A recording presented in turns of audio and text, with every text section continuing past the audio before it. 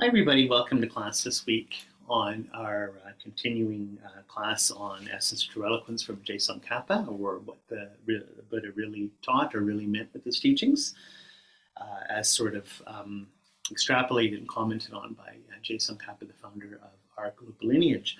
So it's been a while since I've done a class here. I was in retreat for a couple weeks here and just came out. Chrissy and I did a retreat here at home and we were able to attend some of the teachings at the temple here in Nelson, Rinpoche's Lama Rim retreat, and then our other two teachers, Lama Ben and Lama Je Tsongkhapa. And so we had a lot of good friends from all over come to this retreat. It's really wonderful. But as for our own retreat, Rinpoche asked that we do a lay run, and we just did the fire puja yesterday. It was just wonderful. And yeah, so here we are. I'm going to be able to get back. I've got a little bit more time off before I head back to work at the end of the month, and I'm going to be able to do some even some live classes or some recordings for the next little bit as we finish this last course, sort of on the sutra teachings of the Gelugpa tradition, as I'm sort of presenting them in the best way I can. Okay, so let's just take a moment here to get ready and do a little bit of meditation. And so we can just do a little bit of 9-point breathing. Just if you want, you can close your nostril. Otherwise, just visualize it here. 3 breaths in from the left nostril, out through the right. 3 breaths from the right nostril, out through the left. And then 3 breaths, relax way through both nostrils. And then the final inhalation, just hold it just at the navel, a little bit below the belly button there, mixing the breath prana in your mind before you release, sort of in the 9th exhalation there.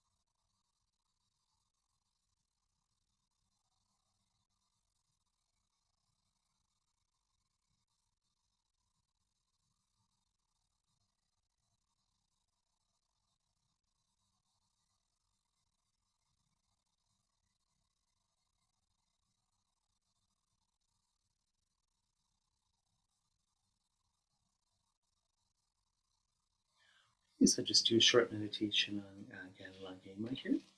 So we can visualize ourselves surrounded by all sentient beings, our mother on our left, father on our right, people we love most behind us as support, and people we like the least or have issues with in front of us as objects of our care and compassion. And humans from all over the world, all different sort of animal life forms, insects, sort of natural life forms from the animal realm. Huge spirit world is here with us as well, with all its different dimensions. Celestial beings like gods and demigods, and countless beings from lower states of rebirth, like hell beings and preta or hungry ghost beings. And we're all here just like a gigantic, sort of innumerable family of sentient beings, meditating, practicing together in a wide open space, around like lapis. And a beautiful dome sky above us here. And we're visualizing Buddha realm of Tashita or Ganden Pure Land. Beautiful, beautiful pure place. In the center, we're sort of looking at sort of a temple complex, all different monasteries and stuff. In the big sort of cathedral temple, we can look inside. And in it is the 5th universal Buddha. So the Buddha replacing our main teacher, Shakyamuni Buddha. This one is the Buddha of loving kindness coming in the future, Maitreya. Beautiful golden energy body, or sort of light body, wearing a crown, holding 2 white lotuses, seated like on a chair. And on his right, Atisha, and on his left, Je Tsongkhapa, so we can just feel that the 2 representatives of the old and new Kadampa schools of Tibetan Buddhism are here, sort of making one lineage right from Maitreya. And both of these lineages stressing the unity of Sutra and Tantra. In particular, all also the unity of the vast and profound paths, or all the teachings from Maitreya as well as Manjushri. So positive qualities of Buddha nature and compassion, and bodhicitta, and negative critical teachings on emptiness, and how these sort of create the basis for Tantra. Now we can just feel at Maitreya's heart, from a little golden eternal knot, comes a sort of massive white clouds. And on it again is Je Tsongkhapa with its two main students, Japa Gyatso and Khedrubje. So Je Tsongkhapa is in the way we usually visualize him, with 3 robes of a monk, yellow pen as cat, holding his hands in the eternal wheel of Dharma Mudra, holding 2 white lotuses with a flaming sword and text of Prajnaparamita as we usually see him in lotus position. And then in front of him are Japa Gyatso and Khedrubje, again monks that were in 3 robes of ordained person with yellow pen as cat. Both of them have the teaching mudra with their right hand at their heart and left hands holding a Dharma text. So we can feel as we start to do the prayers and stuff that they're coming closer to us, just sort of almost like a little crane coming down with the clouds, bringing them right before us. So taking refuge in bodhicitta, I take refuge in the Buddha, Dharma, and the Sangha until I attain enlightenment. By the merit accumulated from practicing other perfections, may I attain enlightenment in order to benefit all sentient beings. I take refuge in the Buddha, the Dharma, and the Sangha until I attain enlightenment. By the merit accumulated from practicing generosity other perfections, may I attain enlightenment in order to benefit all sentient beings. I take refuge in the Buddha, Dharma, and Sangha until I attain enlightenment. By the merit accumulated from practicing generosity other perfections, may I attain enlightenment and benefit all sentient beings. May all beings have happiness in its causes. May all beings be free of suffering in its causes. May all beings constantly dwell in joy, transcending sorrow. May all beings dwell in equal love for both those close and distant. Now again, just inviting Je Tsongkhapa and his 2 students here. From the heart of the protector, the hundreds of deities of the joyful land, to the peak of a cloud like a cluster of fresh white curd. All-knowing Losangdrapa, king of the Dharma, please come to this place together with your 2 chief disciples. In the space performing a line from lotus and moon, the venerable Guru smiles with delight. Supreme field of merit from my mind of faith, please remain for 100 years to spread the teachings. Your minds of wisdom realize the full extent of objects of knowledge. Your eloquent speech, the ear organ of the fortunate. Your beautiful bodies are ablaze with the glory of renown. I prostrate to you, whom to see, to hear, and remember so meaningful. Pleasing water offerings, various flowers, sweet-smelling incense, light-scented water, and so forth. A vast cloud of offerings both set out and imagined offer the supreme field of merit. Whatever non-virtues of body, speech, and mind I've accumulated in time without beginning, especially transgressions of my 3 vows, with great remorse I confess each one from the depths of my heart.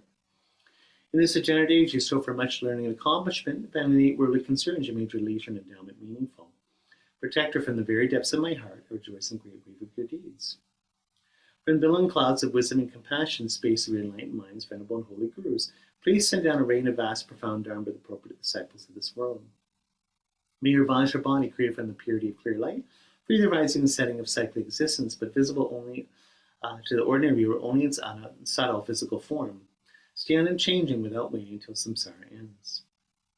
Through the virtues I've accumulated, may all the teachings and living beings receive every benefit, especially may the essence of the teachings of Lama Je Tsongkhapa shine forever. Now, doing a short mandal offering, holding a purified universe at your heart. Sort of Vedic universe, not myriad different continents, all precious possessions and beautiful things. It's a way of just increasing our mind of generosity and sort of mind of opening our heart, a mind of openness here, as we offer this up to the merit field here. This mandala is built on a base resplendent with flowers, saffron, water, and incense, adorned with Mount Meru, the 4 lands, sun, and full moon.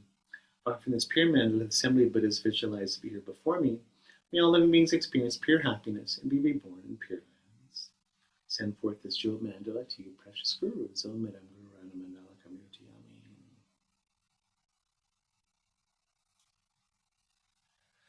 Okay, so from Je Tsongkhapa's heart, as we just sing the long Mikseme mantra of Je Tsongkhapa, we can just visualize just like sunlight coming down from the heart of Je Tsongkhapa, Japa Gyatso and Khedrubje, to us and all sentient beings, sort of golden light. It's almost like a plasma or nectar too, so shining light, but also kind of, it's almost like pulp in your orange juice here, just like sort of yods of energy coming into us.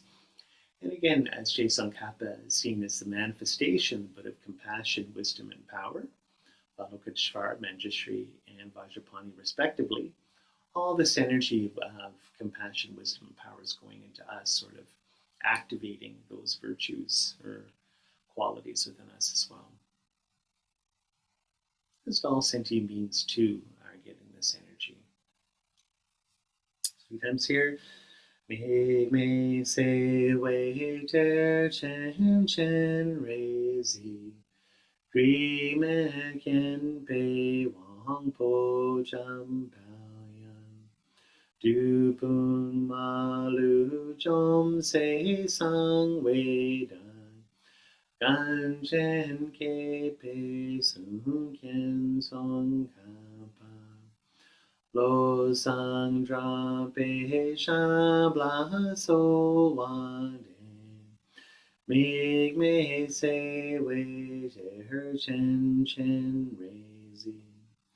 Ri me kien pe wang po cham pao yang.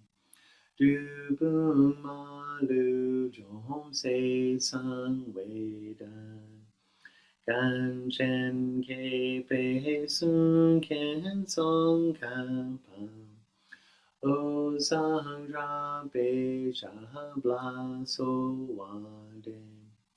Mig me se wei ter chen chen rei zi. Tri me gen pe wang po cham pao yan. Du pun ma lu jom se sang wei dan. Gan chen ke pe sun ken song ka pao. O sang ra pe sha bla so wa de.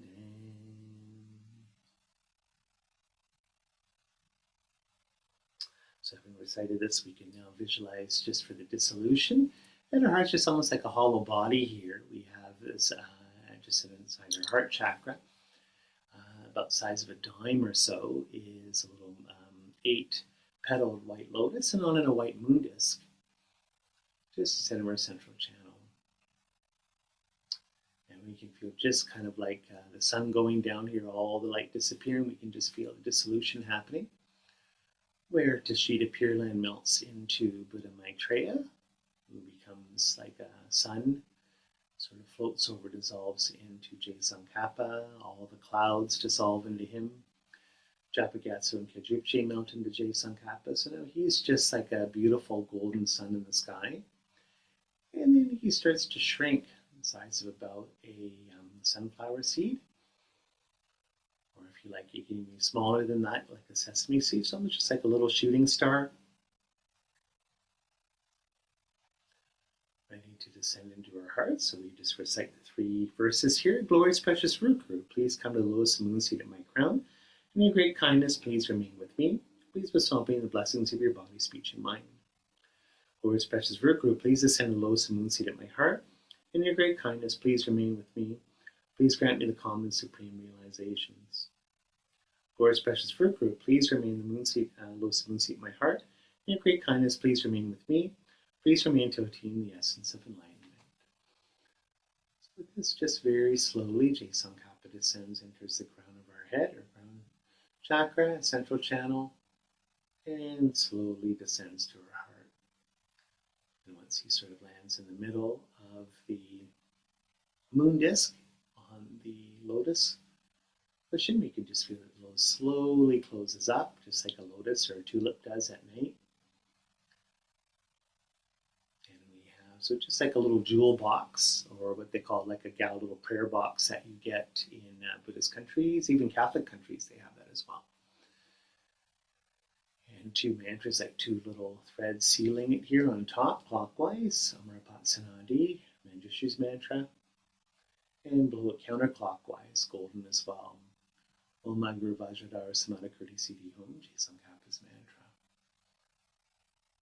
So again, just like hot butter dissolving into a piece of toast here, all this energy, Je Tsongkhapa, all his qualities of all the Buddhas, and powers and energies and virtues go directly into our mind here, coming one with us.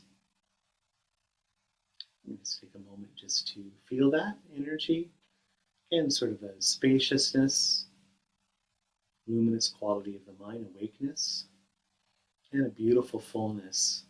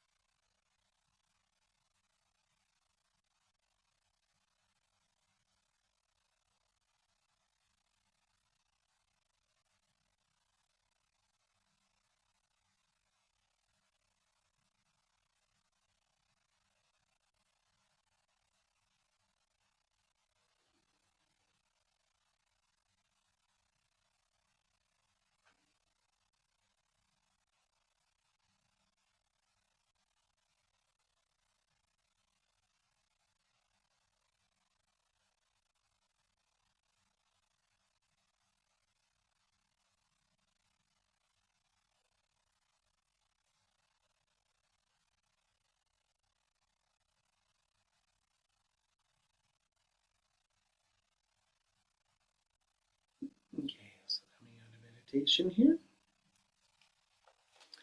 let's just look at some of the teachings for this week right here. Again, I'll just, I always say this and I probably never do it to have sort of a shorter class. I end up just blabbing and blabbing and blabbing. But I'll try and do it a little bit just with a lot of notes here from Class 15 from Asian Classics Institute. But also just, I'm also reading the Robert Thurman, Professor Robert Thurman's translation of this text here. It's in a book that was, I think, his doctoral thesis there called Central Philosophy of Tibet, which is really good. About half the book is just Professor Thurman's introduction, which is very, very helpful. So I'm just going to, after going through some of the ACI notes, I'm going to give sort of a commentary by some of the stuff that Robert Thurman wrote in that book. And again, I do draw your attention if you want to contact my teacher and friend Lama Ben Christian's commentary on this. He just recently did it this past year. You can contact him via Patreon, I believe. I have the link, and listen to his class on this as well. It's really, really good. The most important thing is just to get the material here and to reflect on it and learn it. Okay, so the essence of eloquence, or on the art of interpretation, the heart of Je Tsongkhapa's teachings here. So again, the Bodhisattva's question to Buddha Shakyamuni in the turning of the wheel of Dharma in the Buddha Shakyamuni's sutra, the Sutra of True Intent. So it says, things exist by definition in the first turning of the wheel of Dharma. Then in the second turning of the wheel, nothing has a self-nature. What does this mean? So again, like I'd mentioned before, when we talk about sort of the 3 periods of Buddha's teachings in his life over, about 50 years or so, you've got sort of the original teachings in the first turning of Dharma that he was teaching that sort of form the basis of, what's called in Mahayana Buddhism, Hinayana Buddhism, or the sort of Theravada school, or sort of the Buddhism you get more in Southeast Asia. Countries like Sri Lanka, Thailand, Cambodia, and so forth. This is when you study the 4 seals of Dharma, you study the 4 Arya Truths, the Eightfold Path, and so forth. You have all that. Generally, sort of ontologically, these, at this period of Buddha's teaching, sort of his initial dissemination of his doctrine, you have the idea that things exist by definition. That these are the things, these are the facts of life, this is what's true compared to what's false. So know what's true, know what exists, and know what doesn't exist. Then so the second part of Buddha's life, years later, he's teaching more in the Mahayana teachings on the perfection of wisdom, teachings on emptiness or self. it's known as sort of selflessness in the first True Way of Dharma. And then he starts using the term emptiness or voidness in the second True Way of Dharma. And the sort of theme that you get at this period of Buddha's life is that nothing has a self nature, right? Nothing exists, as they say, like in sort of a more of a rhetorical sort of turn of events there. So, of course, Buddha's student, and probably more than that, a number of his students are with around and say, well, which one is it? Do things exist or do they not exist? What's consistent here? How do we know how to sort of parse this? Is what you first said true, and then and then revise, or it's the second turn of Dharma that's true, and we have to kind of forget about what you taught when you first started teaching. So, of course, Buddha's answer ends up making the third turning wheel of Dharma in places like Vasali. And this is the idea, to the third turning of Dharma, the teachings on fine distinctions, or sort of interpretation of the first two turnings of the wheel of Dharma, which nothing has a nature of its own. Everything is a projection of your mind. This doesn't literally mean that nothing has a nature of its own, but Buddha's answer isn't literally true. Therefore, it's implications. There's implications here. So in other words, if you could kind of claim that the third turn of the Dharma is that things have to be interpreted, or there's fine distinctions, or we have to sort of look at my teachings and go a little deeper and see what I meant, put them into context and see how they function, right? So what does this mean? Sort of the two things is the implications is, number one, he might have to simplify his message for the audience, and two, you never know whether the teacher is speaking literally or figuratively, so don't judge them. So in a lot of ways, the overarching message you get with the third turning wheel of Dharma is that we have to be good interpreters of Buddhism, even as students. We have to try and look contextually in how Buddha is teaching to his audience throughout the years. This is always the thing, is Buddha never wrote books. Buddha never was a professor. He never had university courses. He didn't even have a brand that he was promoting. He didn't have, this all kind of came later. I mean, there isn't anything called even Buddhism at his time. He just taught teachings according almost therapeutically to what his audience needed and what each individual person in the audience needed, or what individuals got as personal advice when they met him for an audience. So taking all this information, putting it together where it seems inconsistent, self-contradictory, or inconclusive, or really, really ambiguous, how are we to understand these teachings on ultimate truth or selflessness? In other words, if we got, especially this time, where we've got one part where he's saying things do exist, and he turns around and says things don't exist. Well, which one is it, right? So a good thing is that you never know when the teacher is speaking literally or figuratively, therefore don't judge them. And this is a good thing with Buddhism, is, in other words, do not be a dogmatic fanatic and take things completely literally just at their sort of literal word, because they need, like any good religion, just like if you're studying Judaism or Christianity or Islam, the texts need to be interpreted, translated, and debated. So Buddha himself was saying this with his turning of the wheel of Dharma, the third turning wheel doctrine on sort of fine distinctions or interpretation, that we have to use our heads and think here in terms of what he's teaching. So at this turn, Je Tsongkhapa starts to look a little bit more and say that in these teachings, particularly looking later on, like if you look at the Sutra of 210, and centuries later, as prophesized, one of the quote-unquote second Buddhas, or sort of Buddha prophesized the great Buddha saint will come in the future in about 500 years or so, and he would, this great saint would forward my doctrine and really extrapolate and sort of make, Buddhism more profound, this and that, is Arya Sangha, the famous Buddhist saint. I think he's in the 2nd century. Again, you can check Wikipedia there. And he received 5 great texts directly in visionary form from the future Buddha, 5th Buddha, Universal Buddha, Buddha Maitreya, Buddha of loving kindness. And these make up, when he sort of codifies these teachings and makes his own philosophical views and stuff, ends up becoming the Yogacara or Chitta Mantra, or quote-unquote mind-only school. His younger brother Vasubandhu and countless thinkers after him and great saints end up sort of extrapolating, doing further presentations on this viewpoint on ultimate truth or emptiness, the mind-only school. So Je Tsongkhapa is looking at this, like, if a lot of this is coming from Buddha Maitreya's teachings, but also Je Tsongkhapa's third turning of the wheel of Dharma, is this the final presentation? If it's the last turn of the wheel of Dharma, isn't this what Buddha meant? Isn't this the whole point? Are these teachings on mind only? Mind is luminous, right? There's fine distinctions here. Is this what he's really getting at? So essence of True Eloquence is art of interpretation, is looking at this. How do we understand these teachings on mind only, on the third turning of the wheel of Dharma? Which turning of these three turnings of the wheel of Dharma is correct? How do we understand them all, right? So three meanings of quote unquote no nature, I guess you could say selflessness. One, nothing has a definitive nature. Okay, and in this case, Buddha is talking about constructs. Nothing has definitive nature of its own. A fire is not, I guess, fire by definition doesn't mean the definition of fire is to be hot. Rather, that the very nature is fire. Okay, doesn't mean definition of fire. But that the very nature of fire is to be hot. Okay, so basically at this point, Buddha's teachings are, when you're looking at nothing has a definitive nature of its own.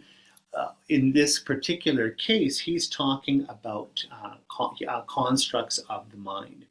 These are imaginary things, constructs of the mind that can be something that doesn't exist, subject and object, name, construct, or in between. So in this case, that's sort of taken up in the mind-only school teachings. A big part of it, if I can sort of do a little bit of a digression here on the mind-only school. At the time that Asanga was positing this, and a little bit later, you have, as we've talked about before, sort of the four main schools of emptiness. You've got the Vaibhashika or more Abhidharma schools coming at the time of Buddha and shortly afterwards, sort of coming out of the first turn of the wheel of Dharma. Then this gets taken up by great thinkers and Buddhist saints, the great logicians and philosophers working on perceptual theory, these being Dignaga and Dharmakirti, which end up being some of the most sort of famous thinkers in the Buddhist tradition. And they, as I've mentioned before, sort of form a school what ends up becoming the Sutra school, or sort of the logic school, or what they call Trantika. And this particular school of philosophy is looking at how do we understand emptiness from the Abhidharma school. Like, in other words, if everything, I'm going to be very kind of vulgar and sort of superficial here, but if everything's always changing, how real are things and how can we know them?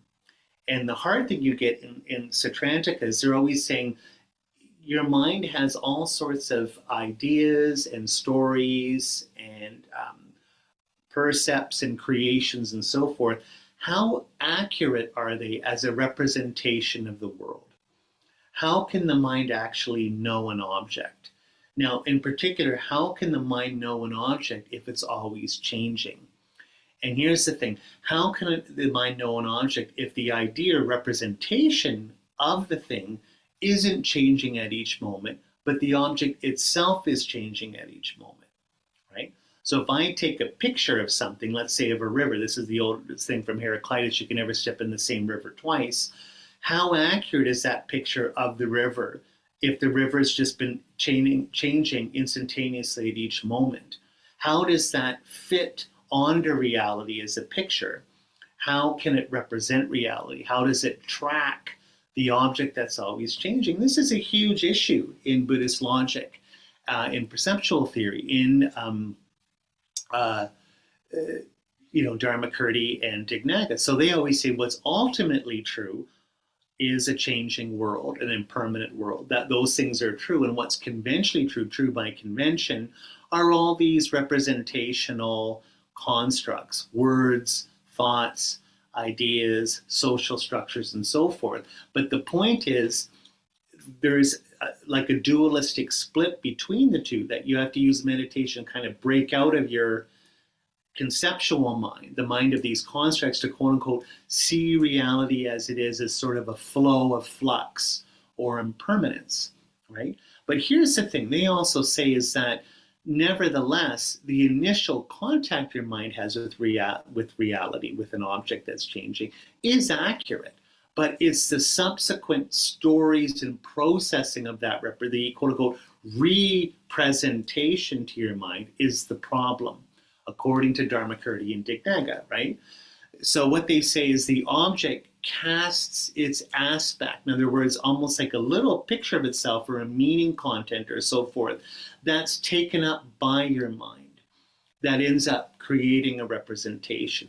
So this is a huge thing in Buddhist logic, is what's the status of that quote unquote aspect of the object?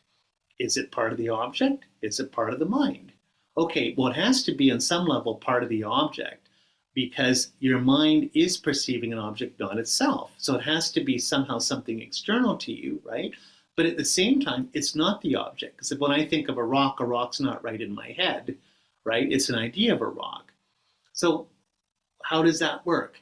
So this is a big problem in Sautrantika thinking, is what's the status of that aspect? So they'll end up saying, well, it has to be on some level a question of mental reality, so forth, or using more 20th century terms, it's a question of sense, let's say, of something.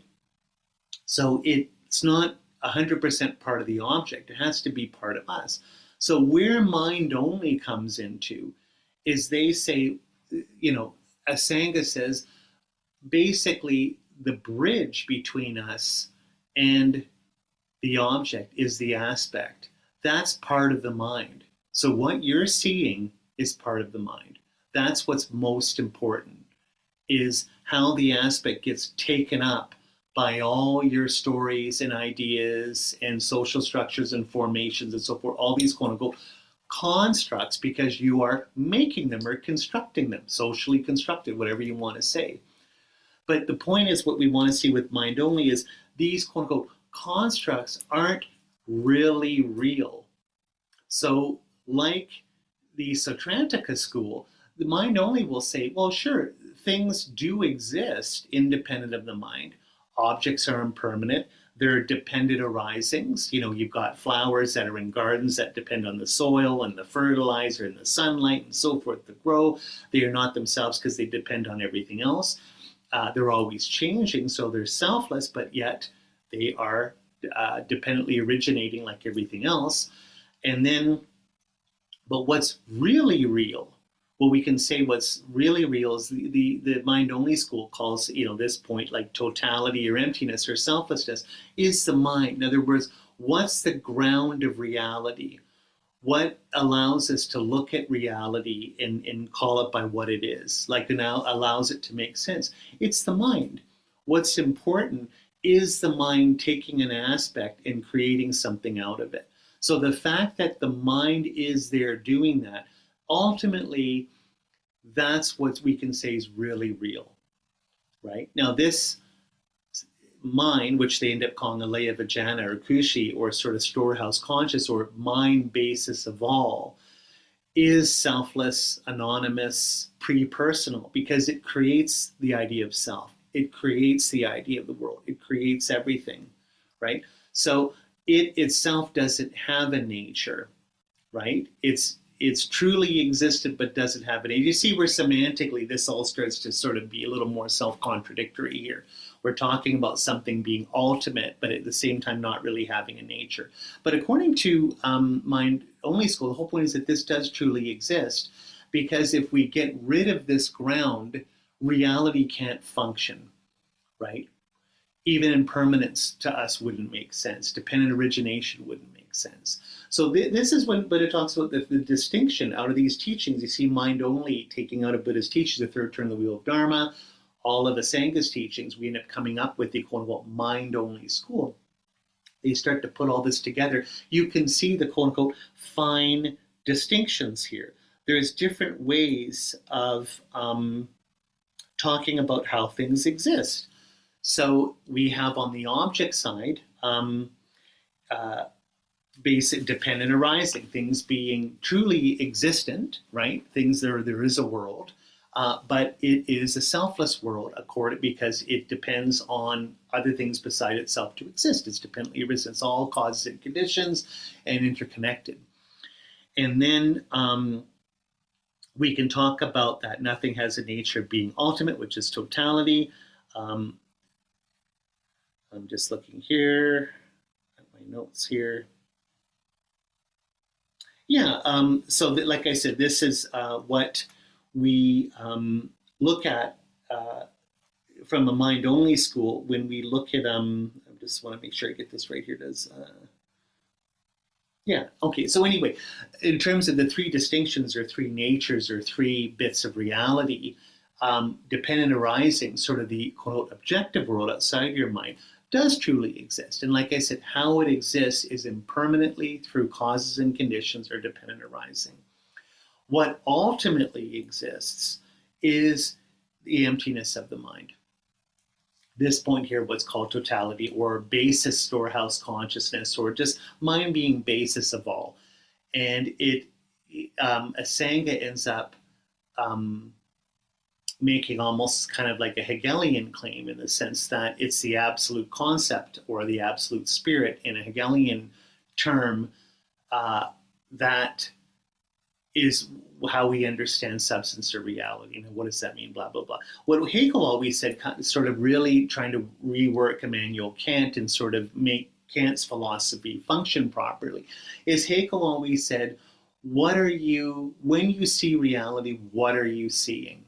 When you're behaving towards reality, how are you behaving? Like, how is reality grasped and parsed? What you're seeing is a whole history of social formations and language and concepts that are necessarily and universally there to make reality work, to make it make sense to you, to make it operate to you, right? So this is why they say, oh, Hegel's a quote-unquote idealist. No, he's not, because he believes that there is a world outside of the mind.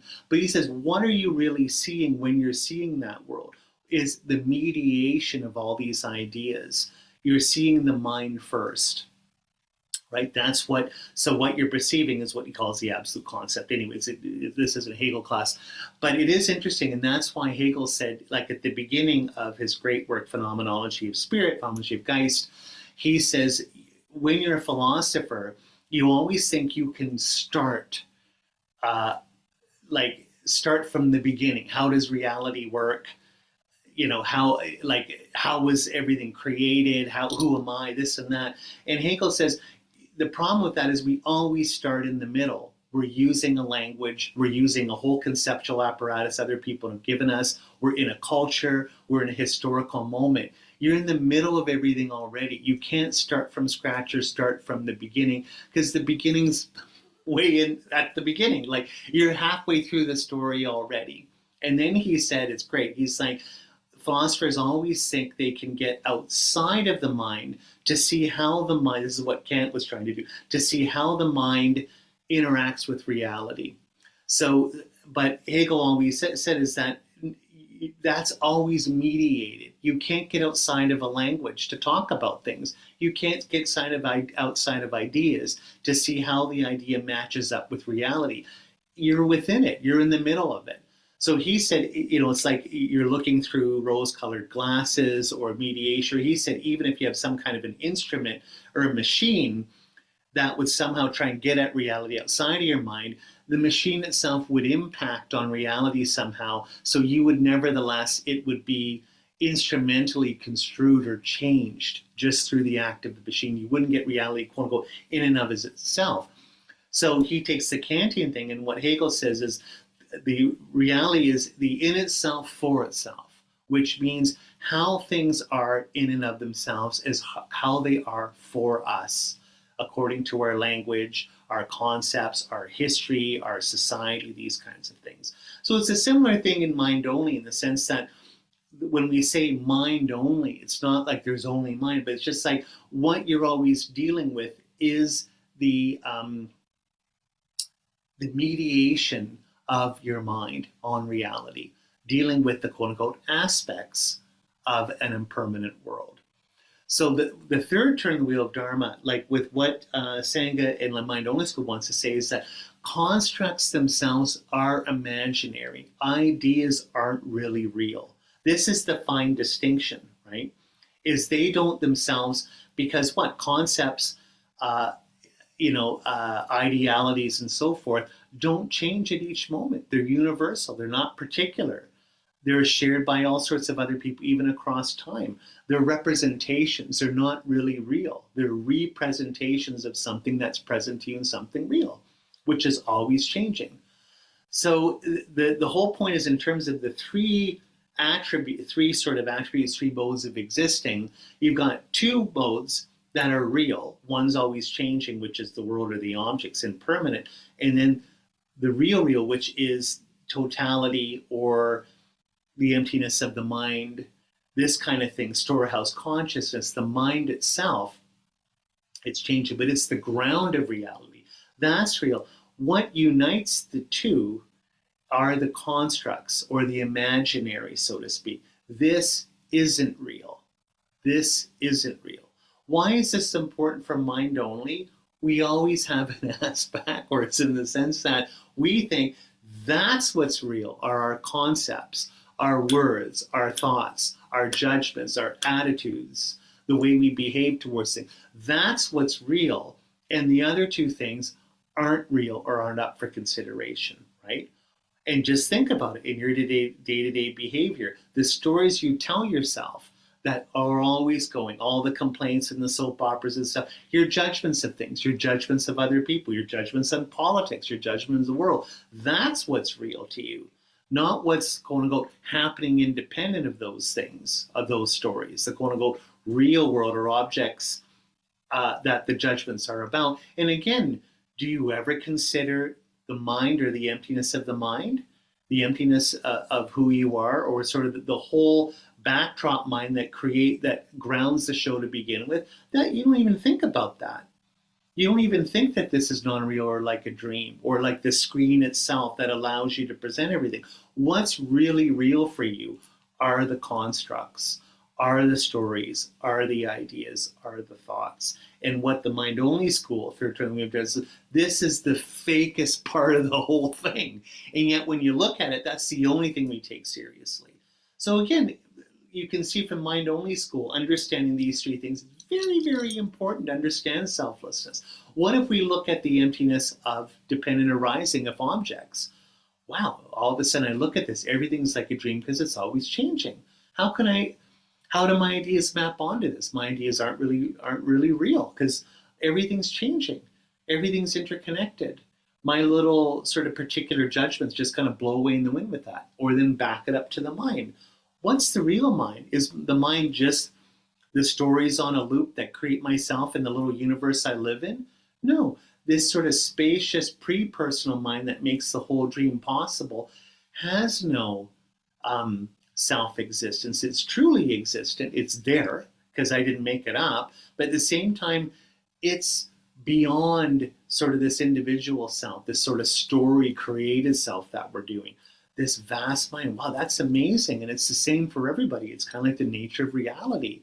What if I sort of dissolve myself back into that? What kind of perspective do I have? So imagine if you, in terms of a philosophy, if you lived it that way. It's mind only is really, really beautiful. So just to conclude here, the metaphors for these three attributes. One, emptiness is like empty space.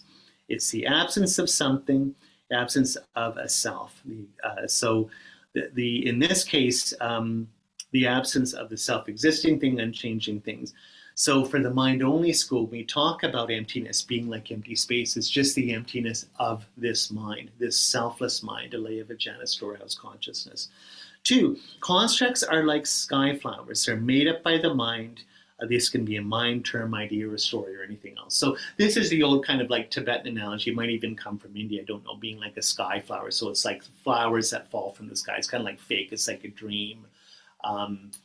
Be like if we were talking about rainbows and unicorns or something like that, or sort of fairies or whatever, just almost like a child's tale that or like Santa Claus, we all sort of take the kids to Santa Claus and think they get presents, or the Easter Bunny. But in the big picture, we know that it's not true. It's a fable. It's fake. And then dependent things are like illusions. They are coming from some karmic seed that drive perceiving them as, okay, but seems to be coming from a separate karmic seed. So this is the one last thing I wanted to say is, of course, from the mind-only school. The one of the big things they always say is that the sort of small subject mind or whatever, the individual self that's perceiving an object and the object themselves come from the same karmic seed. Now it's within the context or the whole screen of the foundational consciousness, but the point is it always seems as that the object and the mind are separate. But from mind only, so that's the whole point, as we've seen, is the definition of mind is object possessor in Buddhism. Mind always has an object always is perceived by the mind. So from the Sautrantic school, like I said earlier, the sort of lower school, you've got a world of change or flux, and then a mind with its concepts trying to perceive it. But these things are separate. So the two truths, ultimate truth being changing things, and conventional truth or rule-governed truth or sort of fake truth, so to speak, conventional reality of the mind and its ideas, these things are separate. Mind only, because of the idea of an aspect being the bridge, brings these two together. So the aspect is what's created by your karma, right? The karma, what karma is the ripening, sort of the energetic ripening of an aspect that ends up tying a mind and its object together. So the object and the mind come from the same karmic seed. So delusion from a mind-only perspective is the idea is that you're always seeing these two things as separate. The world is separate from you, has nothing to do with you, you're not responsible for it. From the mind-only school, karmically, everything is your karma, your perception, your mind, right? So there you go. So it's like an illusion. When we see an illusion, like dependent related things, it appears to be separate from you and truly existing, but we know it's a product of your mind. So in other words, just from my old drug days, when you take drugs and see all sorts of magical hallucinations like you do, they look real, but you know that it's the drug that's doing it. You know, whatever, like the famous pink elephant that's sleeping on your couch or whatever, even though it looks real and you can laugh about it, you know that it's just your brain creating it or your mind creating under the influence of this drug. Right? That's why, or just like having amazing dreams, good dream, bad dream, nightmares or whatever, they're mind dependent. They're like illusions. Right? Okay, so that's enough for this week. I'm actually sort of skipping over a little bit more of the details here. So we'll see. I want to make sure that this is understandable and most of all helpful for people. So I'll do the best I can with the material that way.